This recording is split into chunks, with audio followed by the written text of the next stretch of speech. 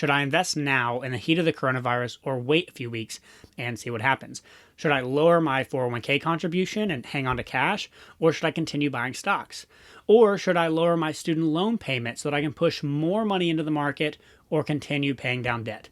These are just a few of the questions I've received over the past few weeks, and I'm going to answer every single one of them and more about investing in this video.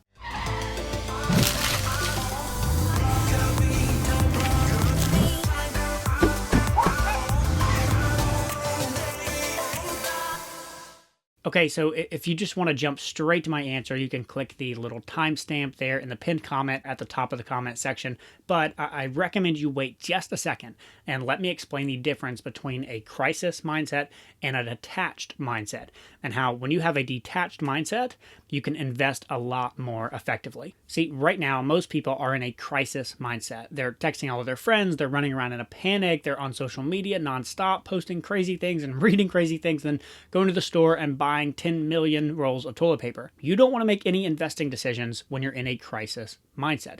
That's not going to be good for your financial future. Instead, you want to have what Jocko Willink calls a detached mindset. This is where you're able to pull yourself back from a situation. You're able to objectively look at everything that's going on and not let your emotions get in the way of the decision that you're about to make.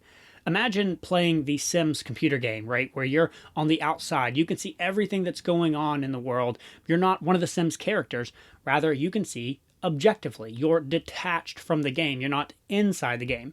And you can see the best decision to make.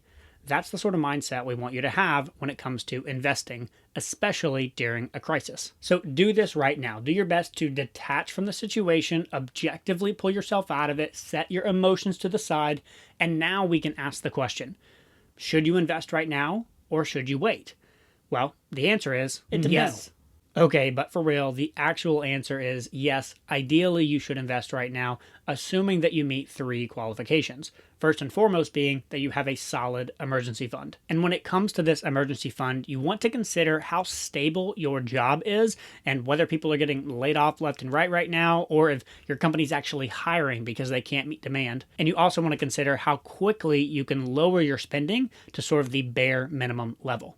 You've heard the term you need to have a 3 to 6 month emergency fund. And let's be clear, that is typically talking about income loss. That emergency money isn't really supposed to be used for medical expenses, car maintenance, home maintenance, kids stuff, pet stuff. We'd rather work all of that into our normal budget so that we're saving every month into sinking funds for those things. The emergency money really is there for income loss. And that's where the 3 to 6 months comes from. But this depends on how stable your job is. If you're in a very unstable market, like maybe you're in the travel industry, I don't want you investing a lot of money unless you have probably 6 to 9 months or more of emergency money, because you're in a very volatile industry for this market crash. Whereas if you're in a super stable industry or your job is extremely secure right now, then maybe you only need a few months of emergency money set aside for income loss before you look at investing. The main point here is that the emergency fund should be everyone's number one priority. Cash is absolutely king during a crisis because cash gives you flexibility. And when you have flexibility and a detached mindset, you're in the best possible place to make the wisest financial decision. Now, if you already have an emergency fund, I don't want you to drain that emergency money to then go invest into the market. But instead, if you have an emergency fund and your job is fairly stable, it's time to move on to qualification number 2, which is you aren't in deep debt. If you've got consumer debt like credit cards or lines of credit, personal loans, student loans, and you were paying down extra to try and get out of debt, shifting money away that was extra there now into the market can be really problematic if this situation gets worse, because now it could drive you into further debt. I would still rather take the guaranteed 12, 15, 20%, 8% interest rate by paying those debts down early rather than gambling in the market thinking that, well, we're down 25 or 35%. I think we're definitely going to come back up. Let me try and gamble and see if I can time when this is going to happen. That's not the route you want to go. Now, sure, if you're debt-free except for the mortgage and you've been adding money on top of your mortgage payment to try and pay that down quicker, if you want to take that extra amount and now shift that into your retirement accounts like your 401k or your IRA, that's probably not a terrible idea. But unless that's the situation you're in, this is not the time to push all of your money into the stock market. Instead, it's the time to continue doing the wise financial decisions you always know are right.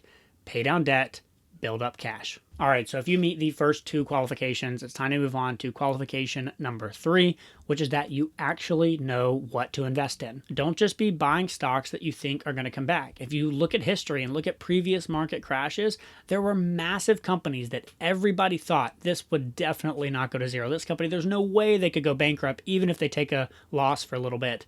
And they bought in only to actually lose all their money because it went bankrupt. So if you're ready to invest, rather than buying individual stocks, I highly recommend looking at broadly diversified index funds through your retirement accounts and your 401k or your IRA.